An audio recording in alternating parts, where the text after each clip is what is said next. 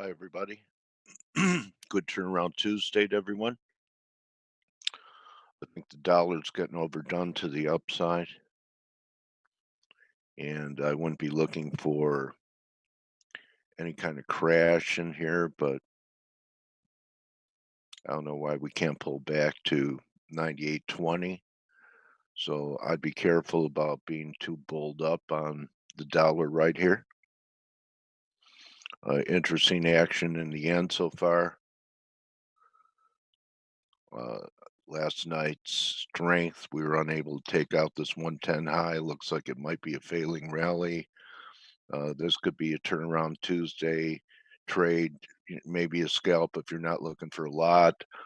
We could have A, B, C, maybe back down to 109 and a half, some type of day trade. Tight stop. You could even use like a 20, 30 pip stop here to see if it happens. S&P's right here. I'm trying it again. Um, I've heard numbers right around 33.76, so I have a partial on. As you could tell, we're not confirming the high here. It's still glaring on the daily. Going to need a pretty good break to get a 2-day reversal. It's going to be all the way down at 33.12. But I look at this, and if we run out of juice, um, just thinking, I don't know, I can't I'm not good at labeling, but I'm just thinking that this was pretty close to 120 pips, this break right here. And from wherever we peak here, maybe we get 1.618 of this. Maybe it's possible that this was A within a regular B, where you make new highs, but it's still a B wave, and then you get a C to the downside. Hello, Teddy. Nice to meet you. Shahab, how are you? Brock, aren't you here today? Hello, Monica. And gold pulled back a little bit. I tried some shorts yesterday from 73. I've taken a partial. So this is very yen dependent. If the yen rolls over, you should expect a continuation in the gold. My view is I still think that there's a chance that we challenge these highs because of this. It keeps, every time I pull up the gold chart and I look at the daily, it keeps, hitting me right in the face that, God, I've rarely seen important tops with an RSI reading of 86.41. You need momentum to wane. Now, if we got a new high over 16.15, I'm pretty positive, unless it goes right to 2000, we're not going to take out this RSI high, and we will have some type of daily divergence up there at new highs. So that's something I'm hoping will happen, actually, especially with the COT setup and people not paying attention to it. People don't realize that, a lot of these commercials are miners, so some of their short positions are hedges. That they're not really playing the market for gains, they're just locking in prices. So we'll see what happens there. I thought we were going to get a new low in the oil, and it's putting in a decent day here. So went all the way to the brink, trying to turn.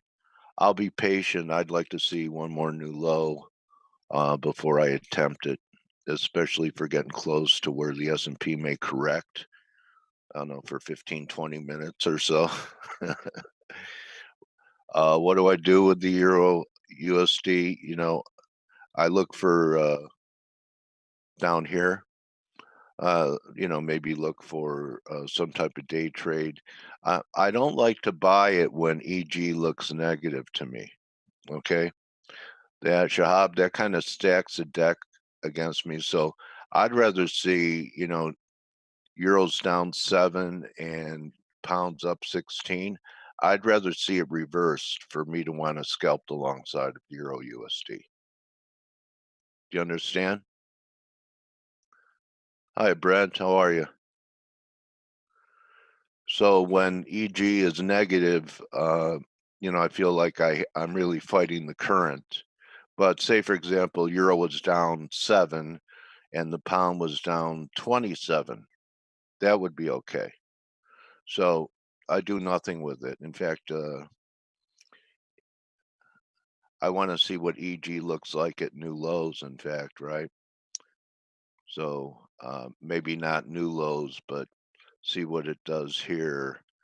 I'm thinking, maybe one more shot down, something like this, because I still think there's a pop left in euro pound. We'll see what happens, maybe right around here.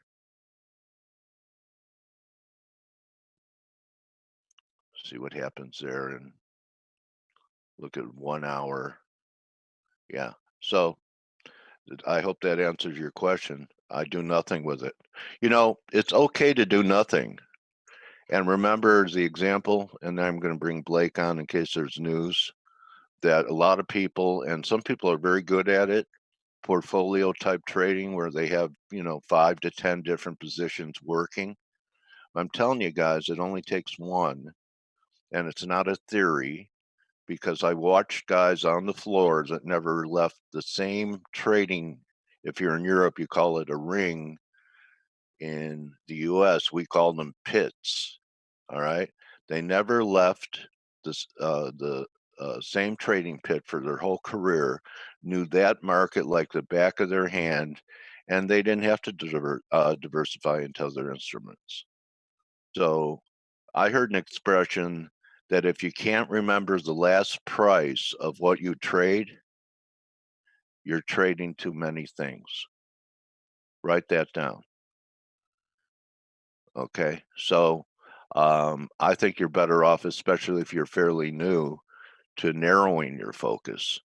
You could screen everything, but it doesn't mean you have to trade everything. Okay. So, Blake, hope that your Hey, good wife morning. is feeling better and she's getting the kids up this morning. How's she doing? She's on the mend. She's on Yeah. the mend. So Well, yeah, those thanks stomach for. flus. It's no, it's not stomach. It's just Oh, more flu. of just I think the seasonal flu. I think that's what the euro has right now. I Because knew you were going to say that yeah, I because got I was well, thinking the same. we got I we would got jinx we you owe me a Coke. yeah.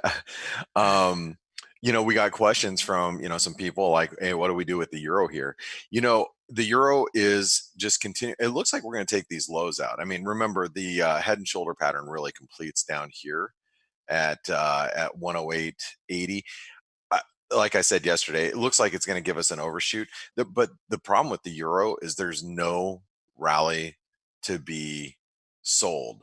So you do want to you do one of either two things. This is the way that I'd play it, even though I'm not playing it because I just like to me I'm not going to sell something that's oversold. So um or what appears to me is oversold.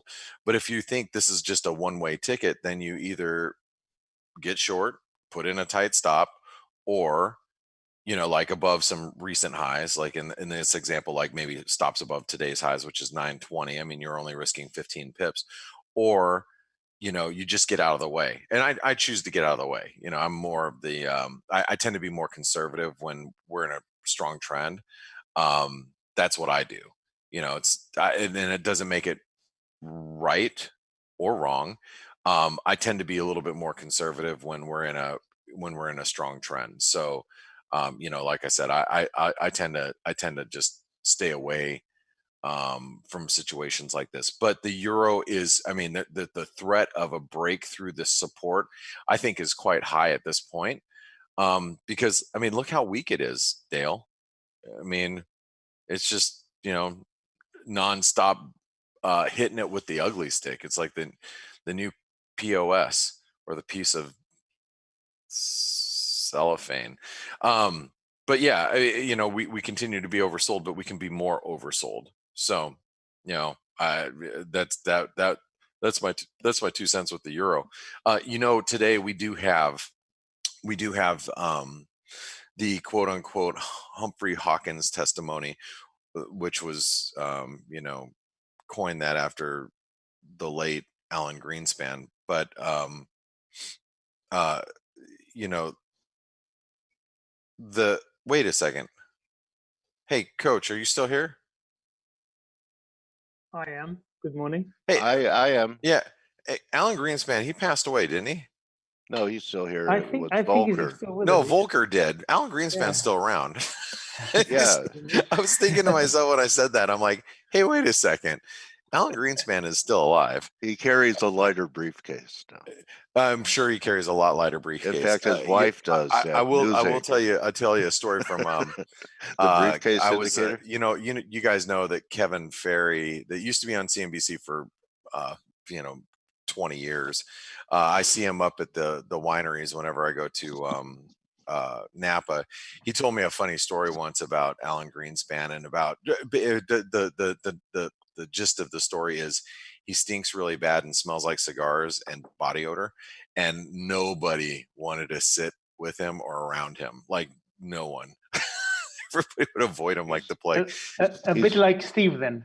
Good. he's Huh? married. What's that? He's married. He is. He's married to what's her name from NBC News. Yeah, Yeah.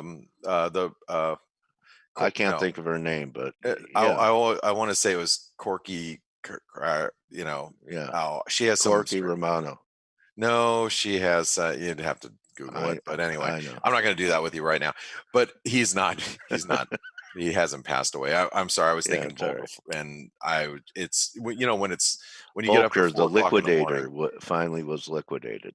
What's that? He was called the Great Liquidator You're the great liquidator. Yeah. because he Well, raised rates to like we had T-bill rates of 20%, and he engineered that deflation for the Reagan. the thing about Alan Greenspan, and he was a way more exciting Fed governor um, than we've had in recent years, you know. And so I truly miss the briefcase indicator for sure. But that's not what I want. I don't know why I was mentioning this anyway. Oh, because the testimonies today, which you gotta imagine Pal's gonna probably answer some questions about the coronavirus. He's probably going to be answering some questions about the repo operation. So if you have any dollar exposure, you got to be a little bit more careful today as a result. So for me to chase the euro down here, I tend to um, stay away from it, if you will, especially on a day like today. But there's a euro. Like I said, it's pretty oversold. It can be more oversold. We are approaching some support. I think if we do blow through these lows, there's going to be at least a stop run. So that's the one thing that I would be thinking is, oh yeah, we're gonna make a run probably for the 108 and change, and that could be a nice liquidation of the euro through here if we take out 108.80. So that's just something to think about. Cable's still holding up pretty well. I'm looking at the pound as false breakdown right now, but if the euro continues to drift lower and starts taking out stops, it's going to pull the cable the other direction. So just think about that if you're trading the pound. I'm not in the cable right now. I'm just saying it's holding up really well. So if the euro does bounce, the pound's probably going to bounce a little bit better. The Aussies had a nice rally overnight. You notice we're coming up to pretty good trend line resistance. This is a good, if you guys are sellers of the Aussie, you're getting to a good risk reward for shorts. But I'll give you the buts here. The Aussie actually looks better against like the Kiwi. You have equities that are obviously still really well bid. I mean, we're almost at new highs in equities. So the risk is if stocks continue to rally, the Aussie may actually break out to the upside. Now, remember, we closed at 10-year lows. We closed at 10-year lows. I guess it is 10-year lows. Yeah, we closed at 10-year lows just this weekend. And did we get a false breakdown? Maybe. And I think a move above the 67, 67.30 would constitute a squeeze in the Aussie. But I'm a little skeptical with stocks up here. Stocks have to continue to blast higher, which they might. I mean, you look at the S&P, we're not backing off. We're at all-time highs. I've been hoping and praying for some sort of blow off top in the equity markets, and maybe what I thought might happen last week with the rally from last week. Maybe the dollar yen finally breaks 110, and excuse me, allows for that move in the S&P higher, and I'm hoping that we get dislodged here in the FX market, because the FX market is obviously just we're just sitting here waiting for something to happen. The yen should be above 110 by now, don't you think, Blake? Well, I had the same argument last week, Dale. I mean, it pulled back.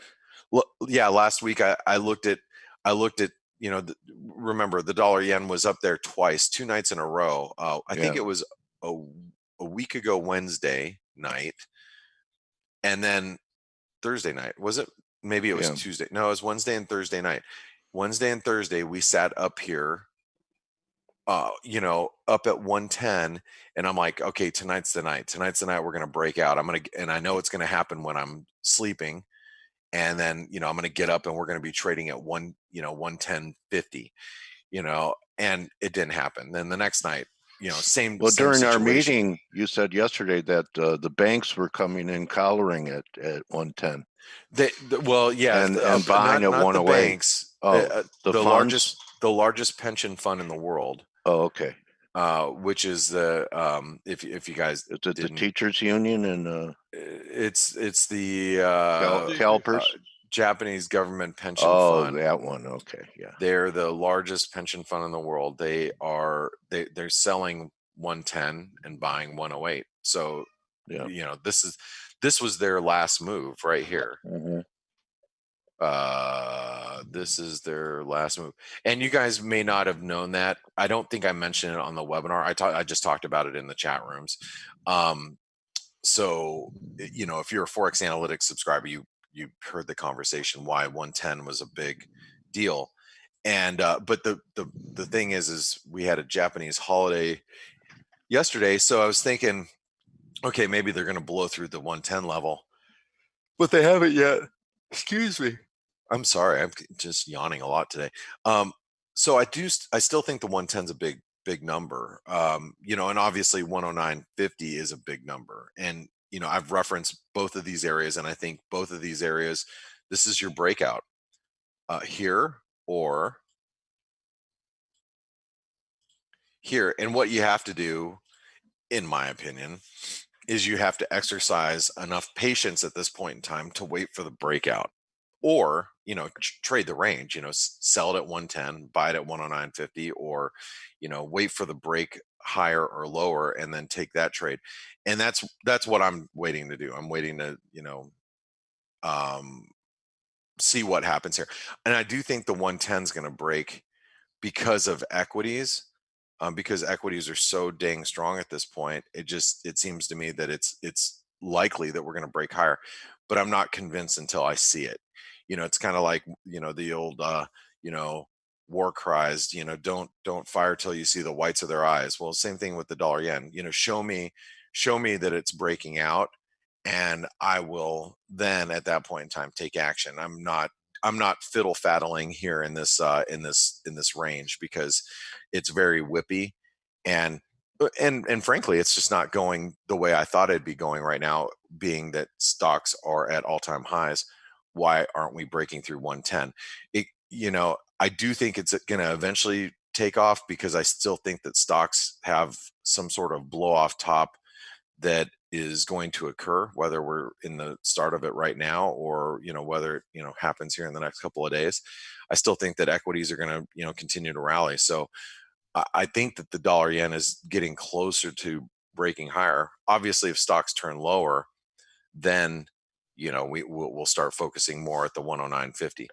But like I said, I'm letting the market dictate that, not me make the decision on what I think is going to happen without the market confirming it. So, and that's, the difference between, you know, maybe me and you as a trader is you might try to anticipate things. And a lot of times I do too. But when it's this unsure, I let the market drive price action and show me what to do versus me trying to assume. I assumed that we were breaking higher last week. If I would have taken action on that, I would have lost money. I am actually still short from the 109.90s because I have such a good price, but my stops are also really, really close. I've actually considered taking it off just with the assumption that we're going to break higher in the dollar yen, but I'm not. I'm going to just let the market take me out because I'd rather be proven wrong at this point, versus trying to anticipate. So, that is just because my placement from last week is good. So anyway, that's what I'm looking at with the yen, the Aussie, the Kiwi, the euro. One of the other things that we talked about yesterday during the daily roundup, and I just want you guys to look at this chart just so you kind of have an idea of what I was thinking. This is the daily chart of the dollar index, and what I had drawn yesterday is a potential head and shoulder pattern. Now, why is this a potential head and shoulder pattern? Because if we do stop here, which that would mean that the euro doesn't go much further than 109, and then we create some sort of double bottom in the euro, but that would have to happen in order for what I'm drawing for you right here to take place.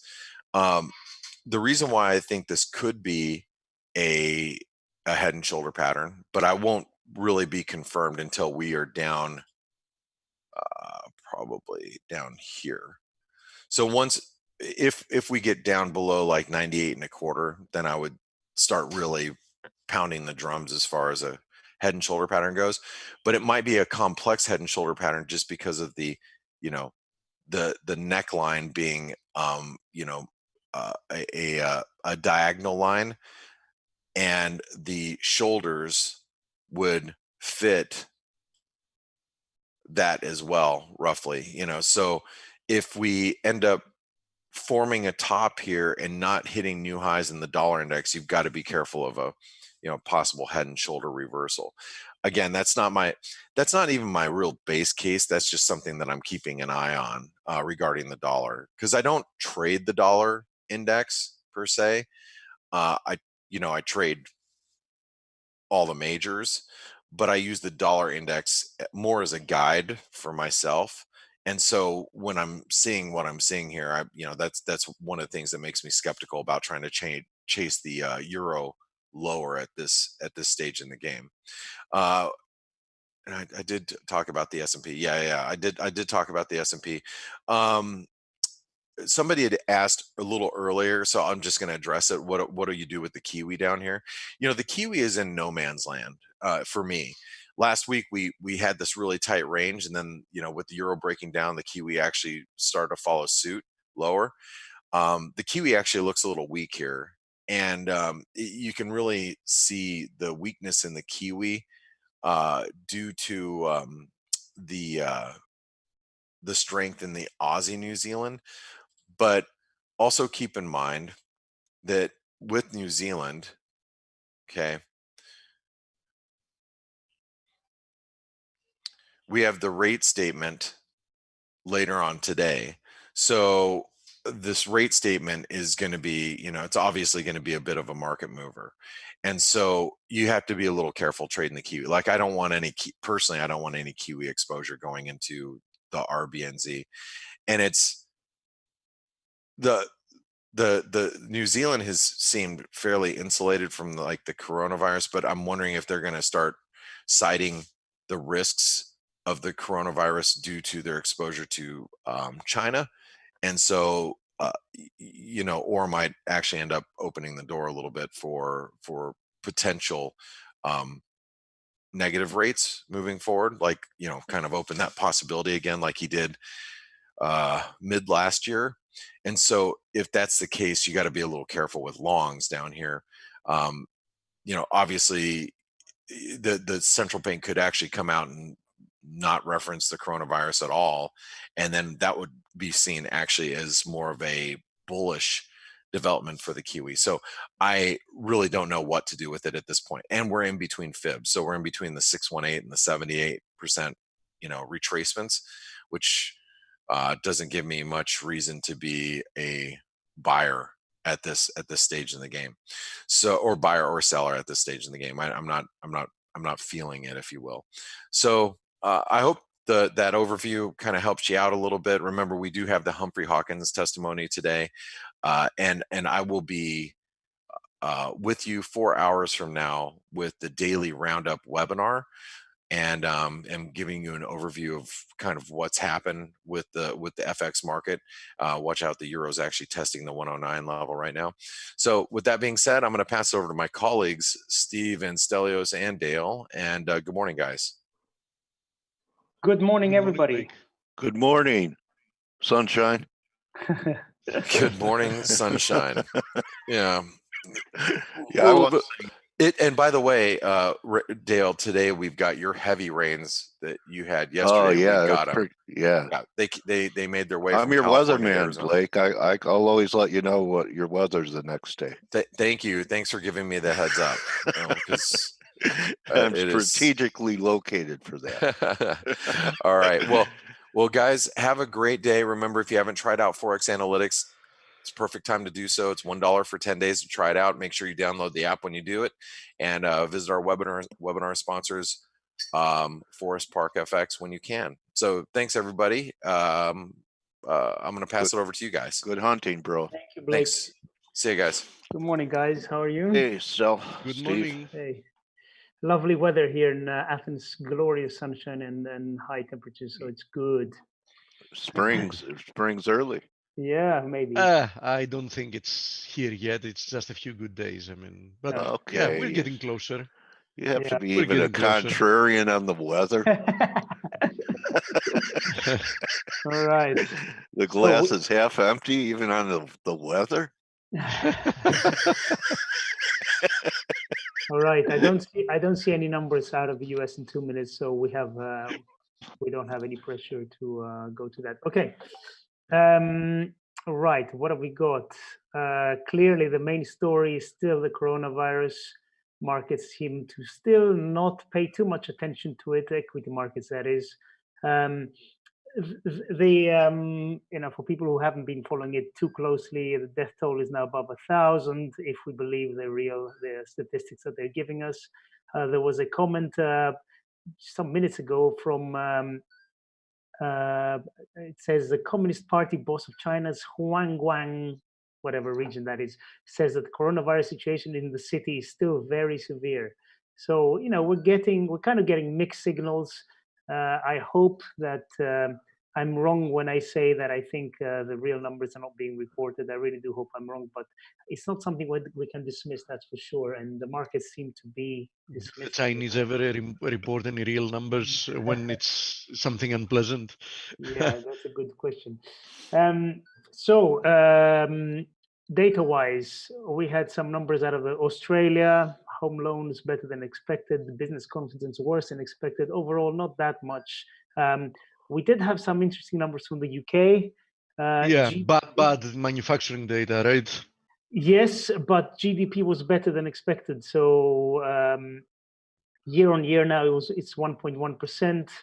Quarter on quarter it's still at flat, but slight improvement in month on month and year on year basis.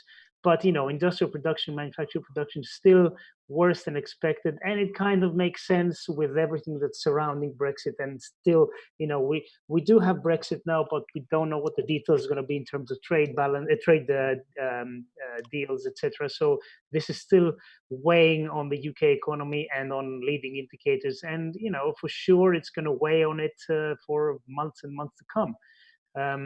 but overall, if you take into account PMIs from last week and all the numbers, it's not terrible. Let's leave it at that. It's not that the economy is not really growing much, but it's not terrible. So given all the circumstances, I think the UK is kind of hobbling along, trying to make it through this admittedly very difficult period. What else did we have? We have Humphrey Hawkins, like Blake said. Now, the interesting thing is that how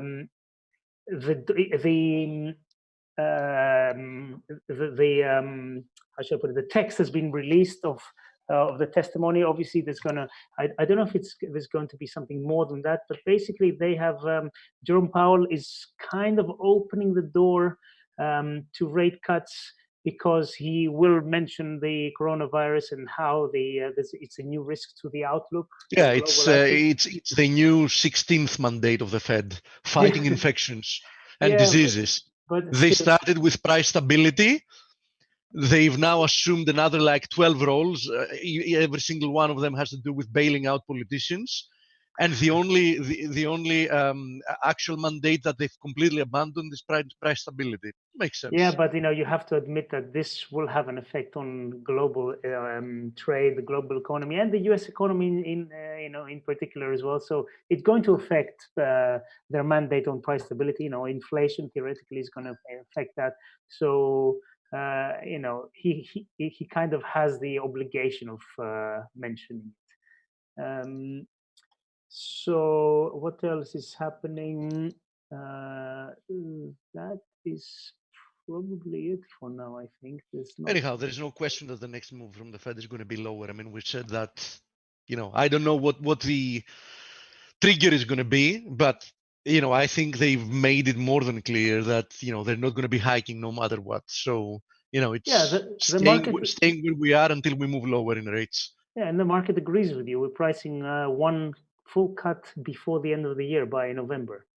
So, and that's been pretty constant. That's a good case scenario. Yeah, it's.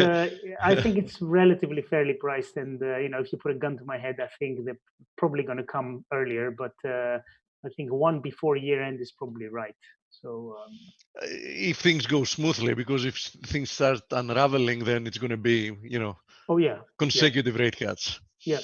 Well, as our friend Peter Bookvar says, the Fed is not data dependent; they're S&P dependent. So they're probably keeping it in their pocket for some type of correction in the market and pull it out. God forbid! Imagine if we see a 5% move lower.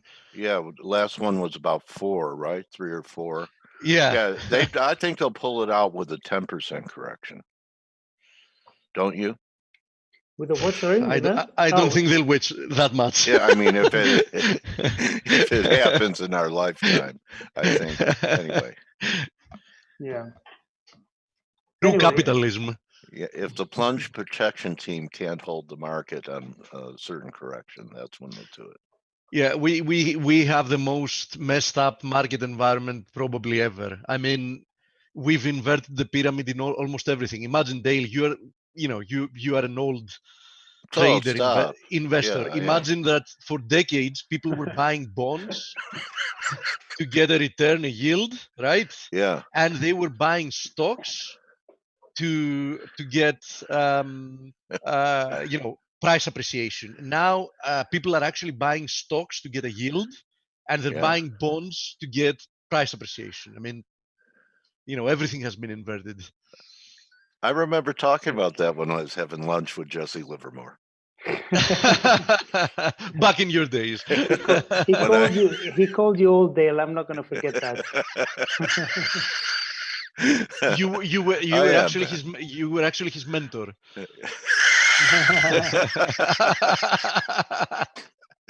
Yeah, he caught depression from me.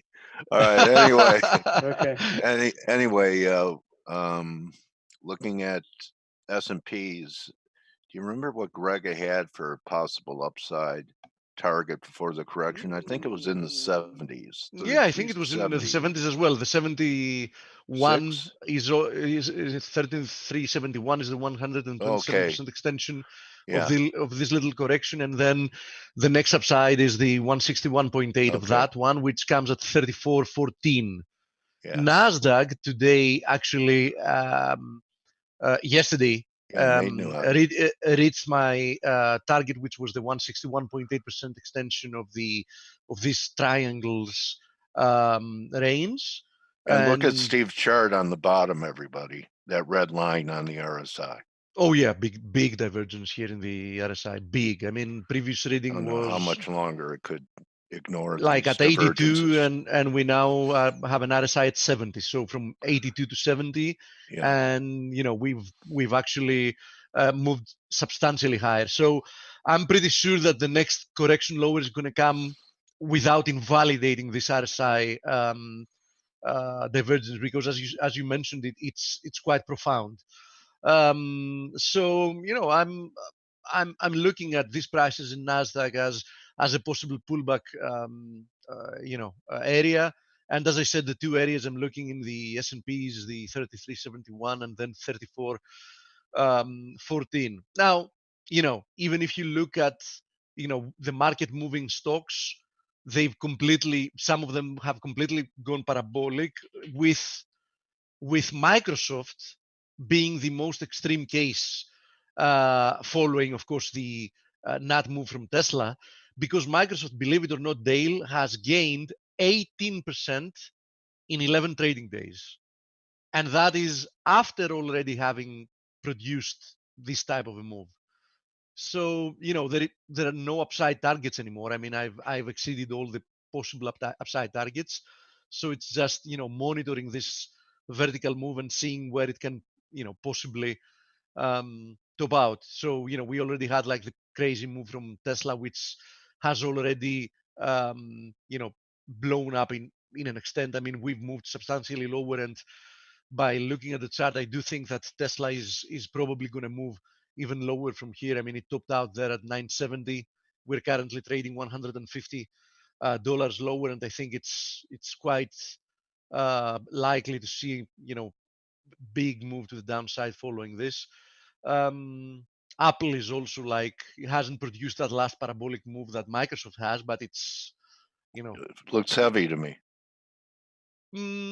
That's one interpretation. Another one is that this is likely a triangle. Okay. So that might produce one more move like this before we see, some type of a correction. Don't forget that if you zoom out, this has been right. I mean, like everything. Yeah. I mean, January 2019, so like 13 months ago.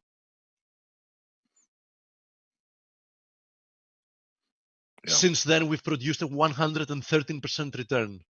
I mean, what else can you say about that?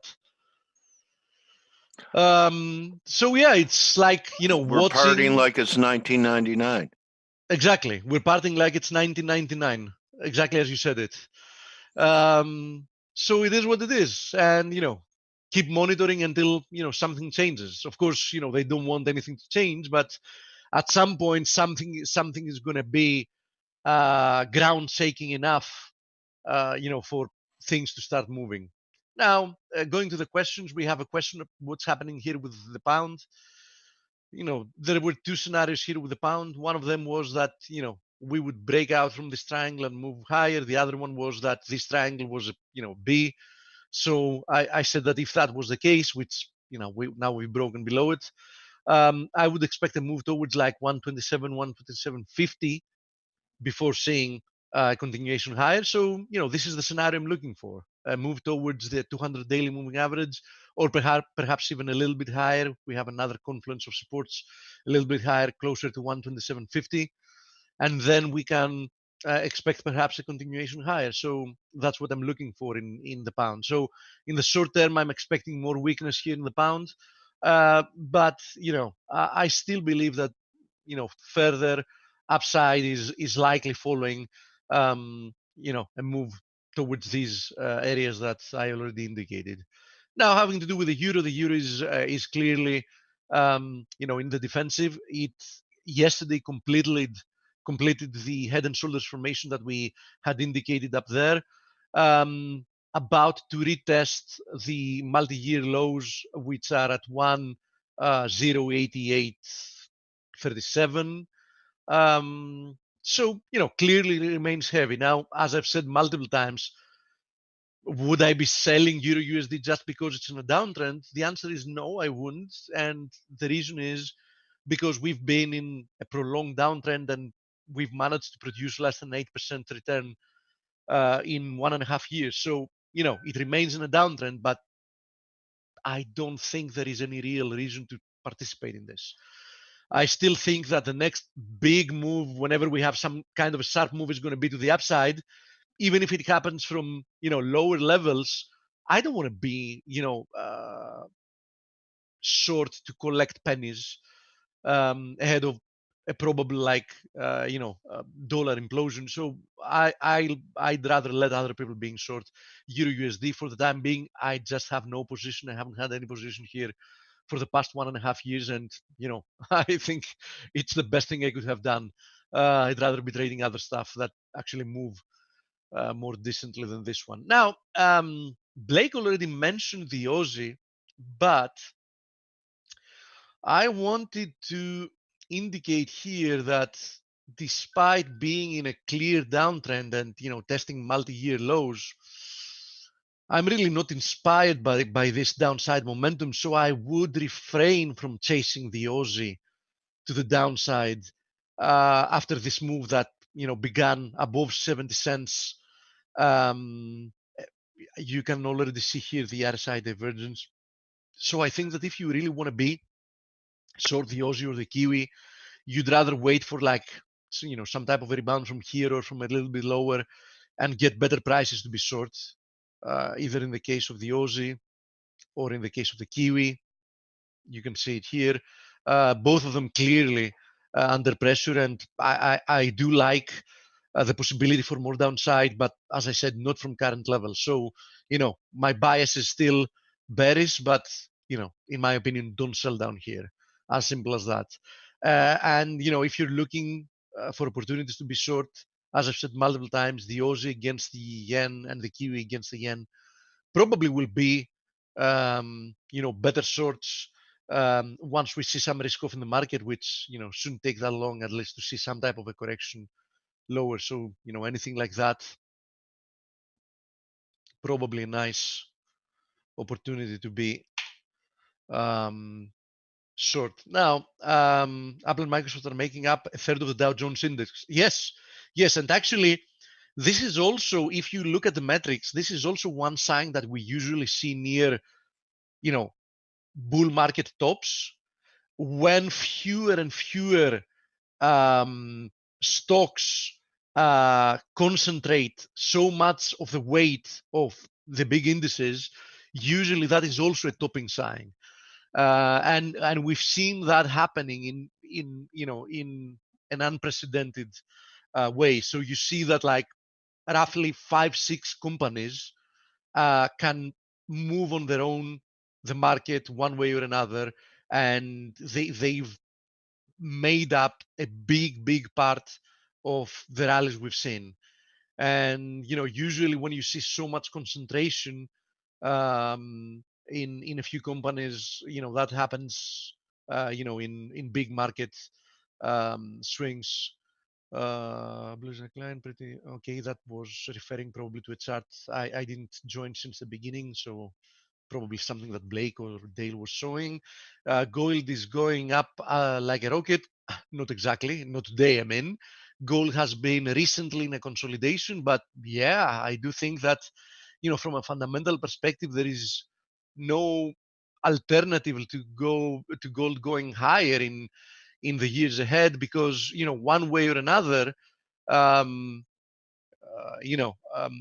with monetary policy being what it is, and especially if we see any risks coming through to the financial system, I mean, one way or another, gold, should be moving higher. The path of least resistance is definitely higher. Now, we've spent a period of consolidation here, but to me, it looks like a triangle, and that would imply that any type of move above this triangle's resistance should open up the next upside target, which is at 1625.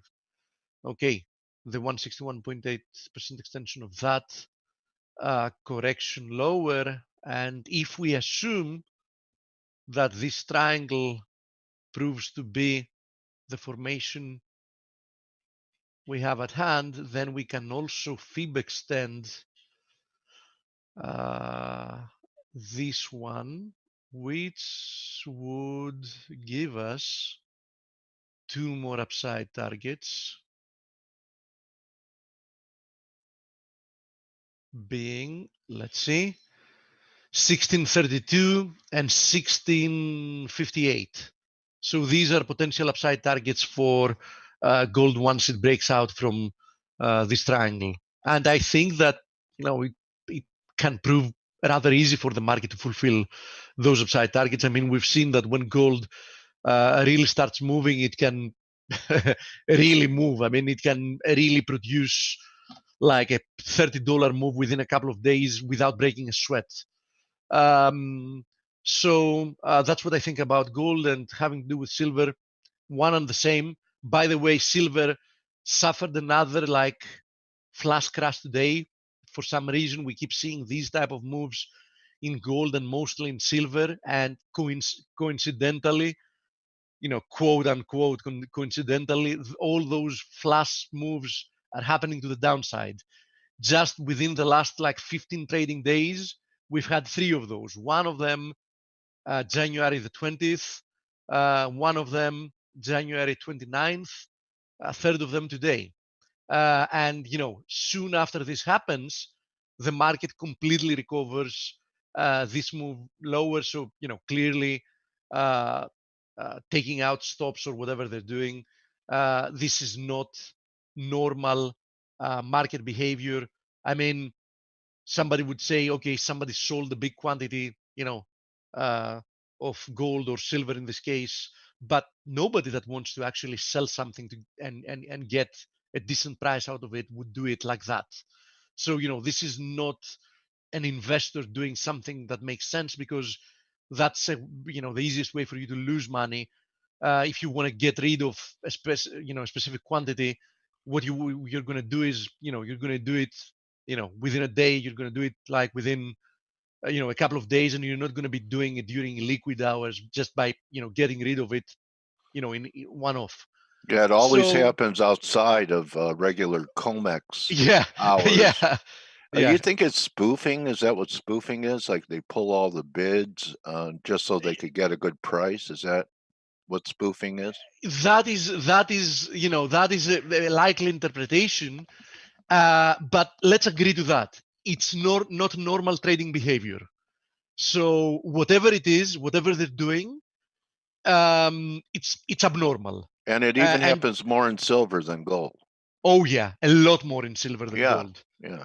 Okay. A lot more in silver and gold. So it's one of the reasons why, if you want to be buying, in the market, if you want to be long silver or whatever, I would advocate that when you're doing your risk reward calculation, you should be taking into account that you should have, rather large stops, because you see what can happen there, right? I mean, you can have like you can have like, the right thesis about what you want to be doing here.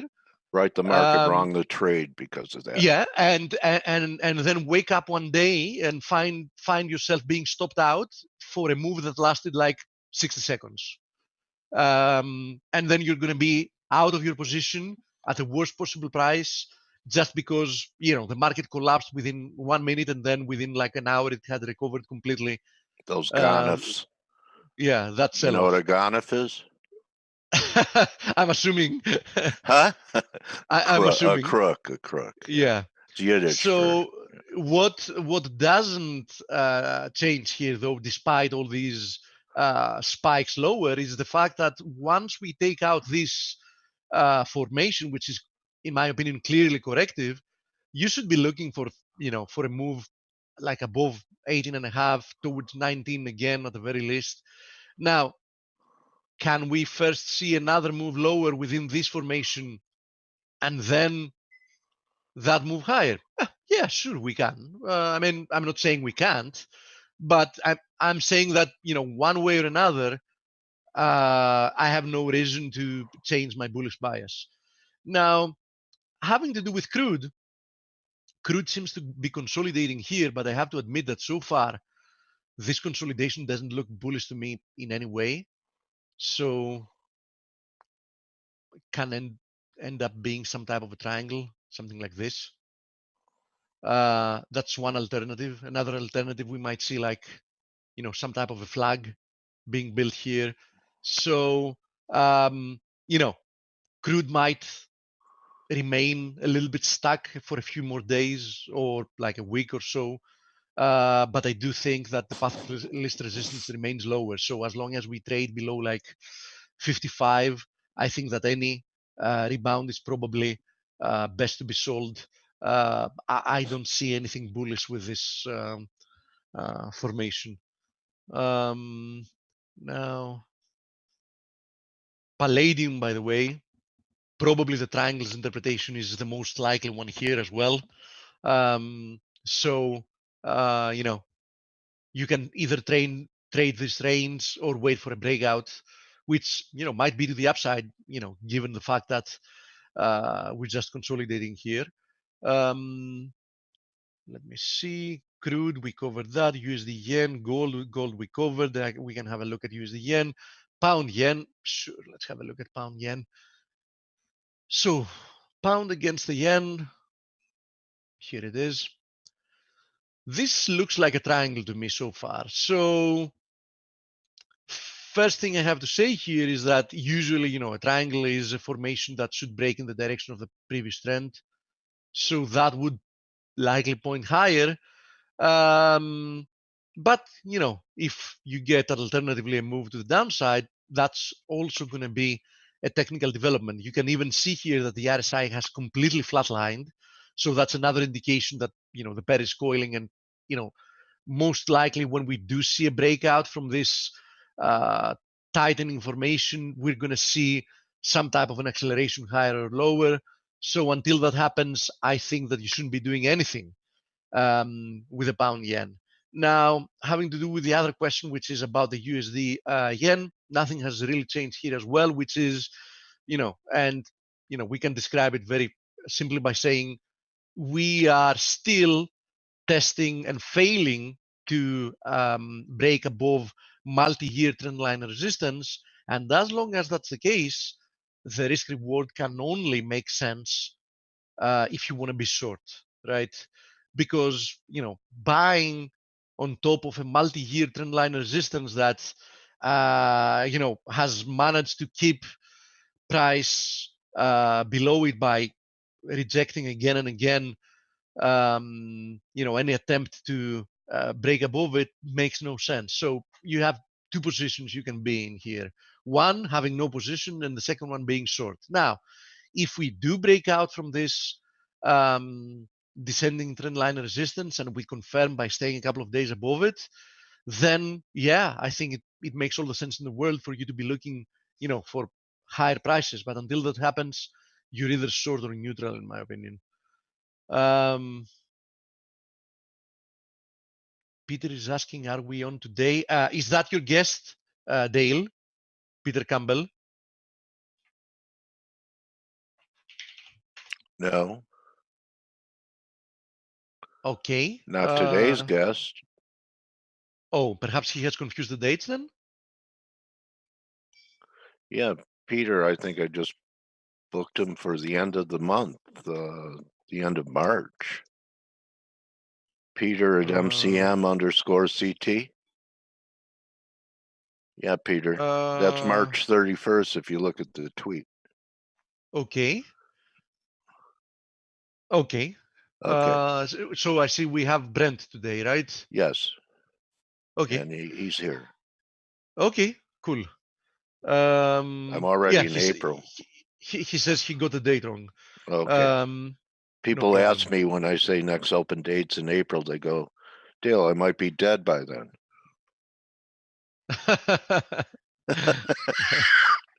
Yeah, we all could be, but we have to plan we all for could the future. Be dead by then. Hey, yeah, it's okay, true. buddy. True. All right. Okay. So market has kept me busy, so I lose track of certain types of things. Oh yeah, I bet the market has kept you busy. I mean, the market is perfect in keeping us busy. That's the only certain thing. So, oh, by the way, one thing to mention here, the Aussie Kiwi has actually managed to pull some nice rebound from the trend line support. So it has now broken above this trend line resistance, and that actually opens up the upside. So actually Aussie Kiwi was looking very, very weak, especially when it was testing for multiple days that channel's support being unable to rebound. I started thinking that it's going to collapse, and then it managed to pull itself higher, and it seems to be making a move here. So at the very least, I would be expecting, okay, at the very least, I would be expecting an extension of this range to the upside, which would imply a move towards like 106 currently. So until we see that move playing out, I think that the Aussie might keep overperforming the Kiwi. Of course, this pair rarely moves aggressively, so I'm not really expecting fireworks, but it is what it is. Our pleasure, Shahab. I think Kiwi Yen is in a very interesting and pivotal place ahead of tonight's RBNZ. Worth a look, maybe. Yeah, I did have a look, and I do agree with you. Let's have a look at it again. So I agree with you, because this trend line support was resistance in the past. It's also the 50% fib. So I do agree with you. This is, a good support area. So from a risk reward perspective, if you want to be long the Kiwi Yen, it makes sense, because, you can risk just like, I don't know, like 20, 30 pips. And we might get like a bigger rebound from there. But if we do slice through it today, I think that it's going to, directly keep moving lower. So I do agree with you. This is an interesting pivot in the market, the 69.90 area, let's say. But nobody says that we can't actually rebound again from it ahead of the RBNZ. Okay, Dale, if your guest is here, I think I've covered all the questions. Okay, thank you, Steve. Euro Swiss resting wedge. Okay, one last that I hadn't seen actually. Fast overview of a few of the Euro pairs, and I'm going to go briefly through them. So the one was Euro Aussie. Euro Aussie. So the Euro Aussie, nice rejection from the previous resistance area. And we never completed this inverted head and shoulders formation, and we're now moving again towards multiple support. So it's a nice confluence of supports at 162, 50 DMA, 200 DMA, and the 61.8% fib. So watch out for that area. Don't forget that in the grand scheme of things, we remain more or less in the middle of this ascending channel. So 61.8, 162 might provide support. Euro Kiwi in the middle of this symmetrical triangle. So, testing the 200 daily moving average as resistance. A breakout from this little flag might move us to the upside. Personally, I wouldn't be doing anything, because as I said, we're exactly in the middle of a symmetrical triangle. So, price action here is just coiling over time. So, and having to do with the question about the Euro Swiss is actually testing the lows once again. And, there is nothing bullish here. I said the other day that, if you want to be bullish the Euro Swiss, you should at the very least look for a move above this little resistance area here at 1073. Unless that happens, then we might take out, the support area at 166 and continue lower. And we're currently testing that support area at 166. So until proven otherwise, you have to respect the downside. Okay. There is some substantial RSI divergence, and this area might act as support once again. But don't bet on that. Thanks, Dale. You're welcome, buddy. Okay. Brent, I want to welcome you to our community, and I'm going to get you set up now, buddy.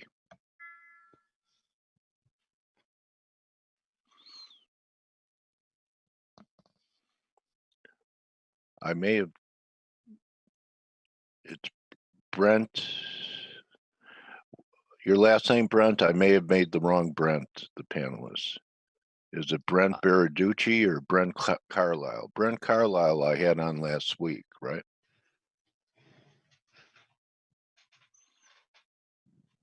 Yeah. So I think it's Brent Baraducci. I wouldn't have imagined that Brent is such a popular name, actually. Yeah, okay, so let me just go. Okay, Brent. Everyone wants to be named after crude oil. Yeah. Can I be Brent named Crude. Gold? I'm just WTI. So Can I be named Gold, please? you are Goldstein. Steve Goldfinger. Goldstein. Okay, so okay, Brent. Welcome to Face, Brent. Good morning. Nice to be with you. All right, so I had a little confusion. Some of our guests, after they see our stuff, like attending our show. So you can share your screen by looking for a little green box. It'll say share. Okay. And then you just select the screen you want to show, and we can start.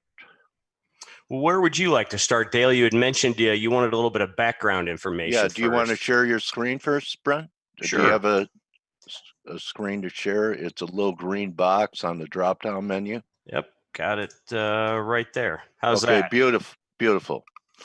All right, so first of all, I'm just taking a guess. Black Lion CTA, is it because the background of your charts are black that you No, came actually, up with that handle? No, Black Lion was the nickname of one of the favorite fighter squadrons that I served in the United States Navy. Yeah, I was reading about that. Looks like you flew everything.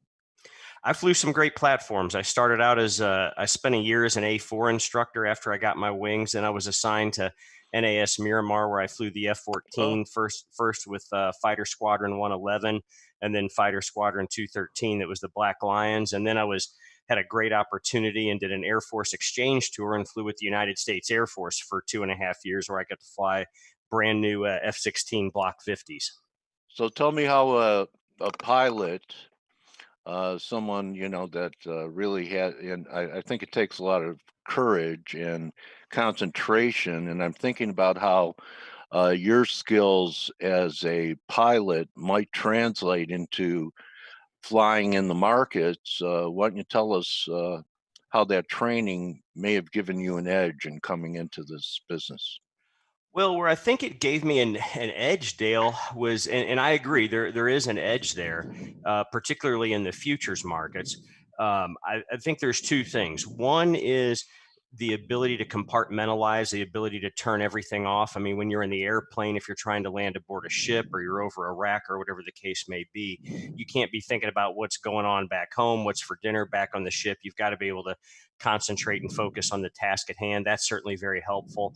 I think the other thing is just being able to deal with the reality of the way things are and not necessarily the way you want them. 300-400 miles inside Iraq or flying a combat air patrol somewhere else, you don't get the engagement that you hoped for. You got to deal with the engagement that's in front of you. But I think the most important thing, you learn to adapt to what the situation is, and you're always reassessing, aren't you? Constantly, and it'd be a lot easier to say, well, gosh, I wish this would break out, or I wish that would break down, or do something, or I wish this would test a certain level. I use a magnet on the screen sometimes, Brent, to try and drag the candle up or down. How's that working for you, Dale? Well, I the course is $999.99. So how did it happen for you? Were you trading while you were in the Navy as a fighter pilot, or did it happen afterwards? Mostly afterwards. I wasn't actively trading when I was in the Navy. I had a broker. I was stashing money away as fast and hard as I possibly could. This was the 90s, so Okay. my broker and I were bull market geniuses all the Okay. way up till 98, 99.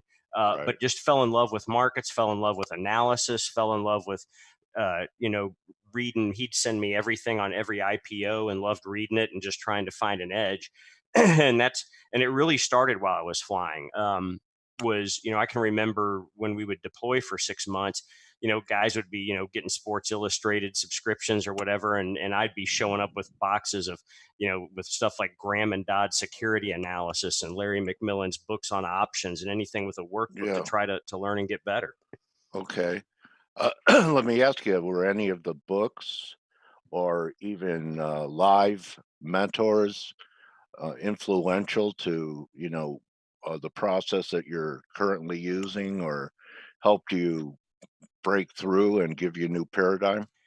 Yeah, definitely. I mean, in the early years, I was just all about learn the technical aspects of the business, learn, what all the contract specifications were, learn all the technical analysis, learn all the options Greeks. I thought that if I had all the technical knowledge, I would be successful, and it's helpful. I think that's required, but I don't think that's ultimately what completed the package. Recently, in the last year, I've switched over to reading more about psychology, neuroscience, and physiology. Okay.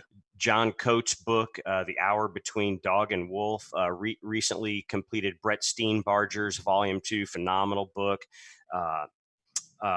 Michael Martin's The Inner Voice of Trading. So kind of focusing more on less about the hard skills and more on the soft skills and the psychology of it. It's all in our head, isn't it?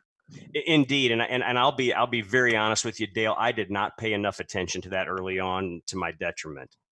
Okay, so there are a lot of things. There's FOMO. The waiting is the hardest part. Being in a winning position and getting out early, first daylight syndrome, and then watching windfalls occur.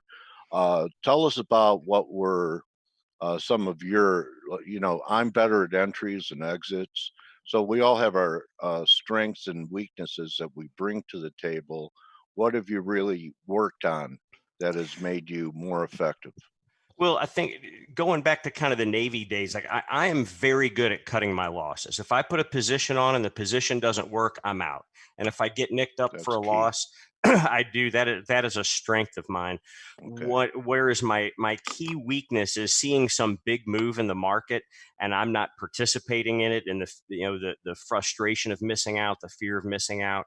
That I have really had to consciously work on sitting on my hands, just saying, okay, you missed an opportunity, and wait around for the next one, and not try to jump in the the middle of something extended. I thought one of your panelists in your earlier session had a great comment about the euro dollar cross rate. I think his comment was fabulous. He said, look, this thing's in a downtrend. There haven't been any rallies to sell. And he goes, my technique is I'm not going to sell something that's gone straight down. And that takes tremendous discipline, because you're sitting there the entire time saying, well, if I would have shorted this up at whatever, fill the blank in, my account would be hugely profitable. And now you've got to stand by. So I thought one of your panelists, and my apologies for getting the gentleman's name, but I thought that was a great comment. Yeah. So, I teach people about the key word, I think, for most traders is next, and even have people write down, Brent, I will always miss trades, and that's okay, because there's always another one around the corner. And it kind of takes some of the pressure off people that succumb to FOMO. There's always another trade. There's always another great opportunity. And why not admit what happens every day? I miss trades every day. So why is today any different? I'm going to miss some trades. But it's okay, because there's always another one around the corner, right, buddy? Absolutely. And I'll tell you one technique that I have instituted that has helped me tremendously. And Dale, your words are so good. I hope that people that are joining your webinars are really taking this on board. All I can tell them is somebody that's been doing this for a decade, that you're speaking the gospel here. But one of the things that's helped me is I've started doing, I log almost all of my trades and do an after action report at the end of Okay, every so month. you journal.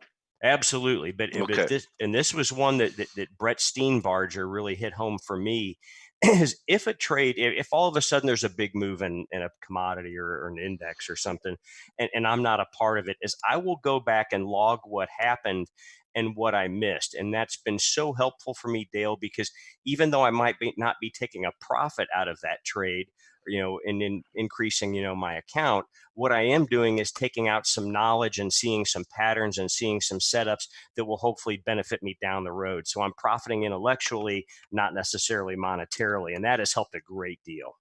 Yeah, it's psychological capital. Absolutely. And that counts huge. Yeah. So I'd be interested in, I know you're a CTA, and I went to your website, very nice website, and I'm going to ask you to show it in a little while. So you have some things up here on the grid, different charts with different indicators. So why don't you tell us what's on your radar and what you're thinking with the market structure we're currently faced with? Well, Dale, what I'd like to do is extend a thought that you began in your earlier session. You had mentioned gold, and Okay. gold and all of the metals are trading. They trade very emotionally. Let's just be realistic. Gold especially has more emotion behind it than most commodities out there, and people will get wrapped up in the emotion. There's so many people that, the fiat currency is all going to fail. It's going to go to zero. You got to be long gold with both hands or long any kind of precious metal. And I think that whenever you let that emotion cloud your judgment, then you'll start to put the analytics aside. So what I wanted to do this morning was I thought it'd be kind of helpful to dovetail on what you said earlier. And I want to take a look at platinum. And this is a market it's been a pretty hot market. And one of the reasons is it has a lot of correlation to palladium, which I call that that's the Tesla of commodities. Okay. And here's a quick chart of palladium. You can see, literally since the middle of 2019, it's just been an exponential rise. A lot of people going, oh, well, we need palladium for more environmentally sensitive catalytic converters and everything. So it's just driven this thing nuts. Where people have forgot to go and do their analysis is palladium is a very thinly traded commodity. I think the open interest in this thing on any given week's about 26,000 contracts, and it just doesn't take much to knock around a commodity when you have such a thin float. So platinum has definitely been drug up, kind of in sympathy with palladium, but I think that's a run that's over. So what I thought we'd take a look at here is we'll take a look at the market structure for platinum. Top pane here, Okay. This is just weekly price data of platinum. So nothing exciting there. I'm a big fan of using the Ichimoku technique for a lot of reasons. Then in the green here, what this is these are the commercial long positions from the commitment of traders. You have COT that it's real time. It updates real time or every week. This is every week, and I use the futures, and I use the historical combined data of futures and options. So this includes futures and options. So green are the commercial long positions, red are the commercial short positions, and we take long minus short, and we get a net position in the bottom pane. Okay. So what I'm looking at here in the bottom pane is the commercials. If you go back here 3 weeks ago, that was an all-time record net short for commercials. So this tells you the people that are actually dealing in platinum, whether they're producing it or using it in catalytic converters or whatever, they think they are hedging themselves for a decline.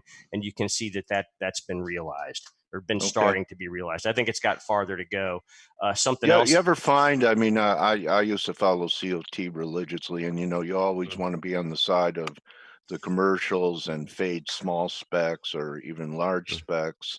Have you noticed that the commercials have deeper pockets than we do, and that they're at times very early? Like right now in gold, they have close to record shorts on in gold for quite some time, even with gold strength, and they maintain it. So is it still price action and the COT just gives you a bias?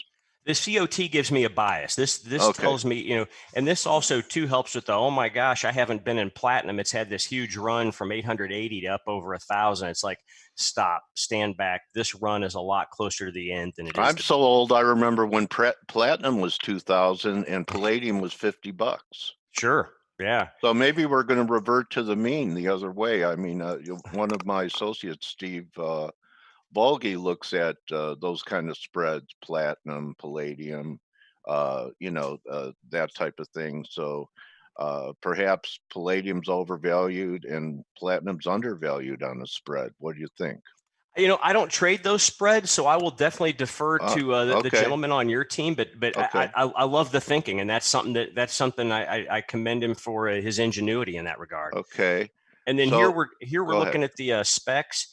You know, Yeah. record long position, record net long, and what this tells me is we're running out of people to buy this. We're running out of the fuel that's going to take it higher.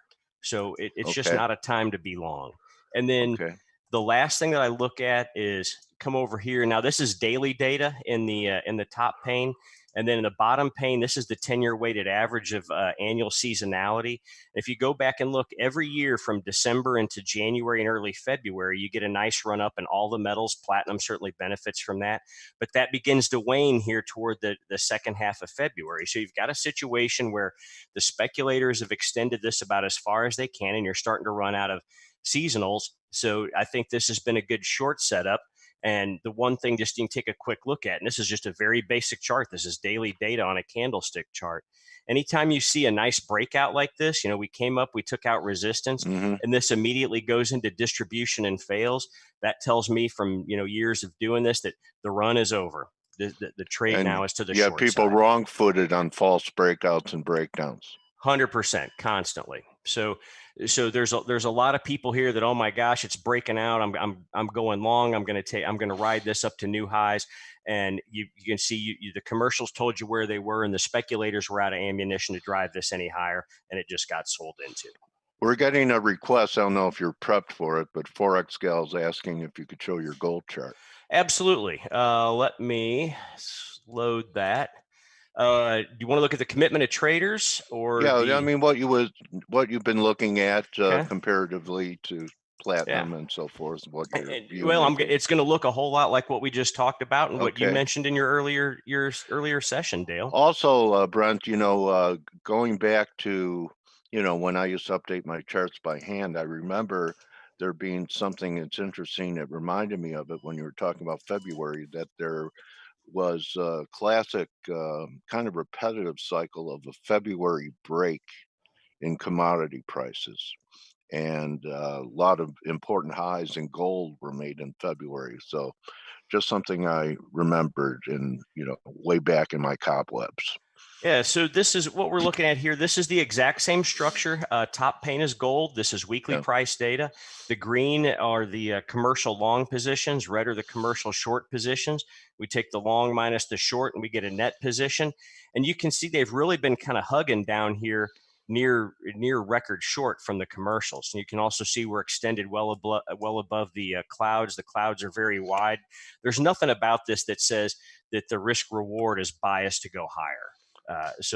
Now I know why you went with Ichimoku. You know, being a pilot flying through the clouds, and now you have the clouds to fly your charts on.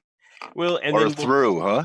Yep. And then we'll come over here to the speculators, and you begin to see a little bit of divergence because you saw gold. You know, we had the breakout on the Iran action up here, so we had some new highs.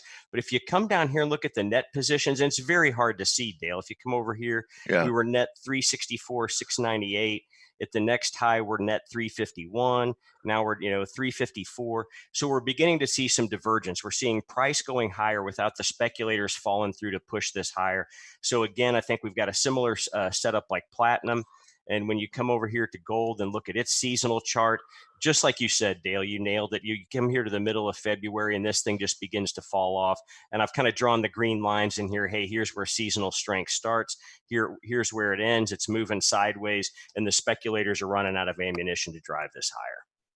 Okay, really interesting stuff that you do here, Brent. Any other instruments that you wanted to talk about? No, I thought I didn't want to take up too much of your time. Okay. I'd say most of my trading, my first job out of the Navy was actually running an exploration and production company. So I spend a lot of time in energy, but I thought since you did such a nice job covering, mentioning metals in your morning show that we just kind of leverage that today. Okay. Someone's asking if you follow Jake Bernstein. He was a real seasonal guy. He's one of the pioneers in seasonality. I do not. Okay. Why don't you, this be a good time to show your website, Brent, if so people know how to get a hold of you. Sure, and there's some resources that folks may be able to. Real simple, Black Lion, if I can spell it. So there it is. And what some folks may find interesting, if you come over here to the blog, every week I do a report based on the EIA's. We do the petroleum report typically on Wednesday, natural gas on Thursday, unless petroleum gets delayed for holidays. And every once in a while, I'll drop in some stuff. I had a report out there about sugar back on the 25th of January. I'll tell you honestly, that one's not looking too great. I've been stopped out of that, but that's okay. That happens, Dale. That's why we use protected. What we're trying to do here is generate trading ideas, and then you've got to manage your risk. That's just a part of trading. The difference between pros and amateurs are pros know how to lose, so they have money left to be right with. Absolutely, and then so you can. You ever blow out an account, Brent? Oh yes. Okay, good. All right. Okay, welcome to the club. Yeah, there's those that have and those that will. I think I'll be honest with you, Dale. Probably the worst thing that happened to me. I'd never traded futures until 2009. Started studying them, and studied watching the charts, and I decided. And one day I said, "Man, heating oil looks terrible." This is back when HO really was, New York Harbor heating oil, not ultra low sulfur distillates like it is now. So I looked at this chart, and I'm going to be very honest with you and our guest today, Dale. I didn't know near as much as what I thought. So I shorted heating oil. I get up the next morning, and heating oil has fallen apart. And I thought that I have printed money. I'm like in my closet picking out my suit for the picture that's going to be on the cover of the Wall Street Journal, because I just had the world by the butt now. Right. So the worst thing I think could ever happen is to go out and have your first trade win big, because that's a superstition on the floor. Yeah, because if a little is good, more is better. Yeah. And so we know where that leads. So you use max leverage. Oh yeah. Yeah. All right. I'm going to question just quickly. You have any overview on this melt up in S&Ps, and just wondering if you have a view of this and maybe what your thoughts are on this blow off melt up. I will. Right now, I am strictly day trading equities only. I'm not holding positions. Okay. Just because I think that right here, Dale, the risk reward is balanced. You're about as likely to go up as you are to go down, and I think the magnitude is similar. Probably a little more risk to the downside. I have tried to short intraday a couple of times and been extremely frustrated. The bid underneath the market is it's legitimate, it's real. I will share with you, I'm based in Dallas. We've got a lot of large family offices here in Dallas that I interface with, a couple of them that I visit regularly with. In fact, one just last Friday. This is a guy who's been managing money since before I started flying jets. Very astute money manager. Incredibly frustrated. He goes, I'm 50% in cash. He goes, I cannot commit more money at these levels. I'm not a prudent risk manager, but I'm having to sit here and watch this go up every day. And every time, because you would think something like coronavirus would have knocked us back, 4 or 5%, would have set up some entries. And he's like, nothing. So there's a lot of folks, not just you and I, that are frustrated by this. How about the reverse, with oil being under pressure at key support? You think 50 is going to hold, or we're going to take it out? And do you see at least a bear market rally developing in oil. All you Texas guys love the energy market. I've got to go with the charts are telling me that we've got targets, intraday targets down to about 48.5. I don't Okay. think we're going to have a huge bear market, but I'm not seeing the divergence that tells me that this is a bottom in oil right here. Okay. I think we get another leg down, but it's not, I'm not ready to start calling $26 oil yet either. Okay. How about 33? 33. Actually, I have a target in the 30s, Dale. All right. So, Brent, you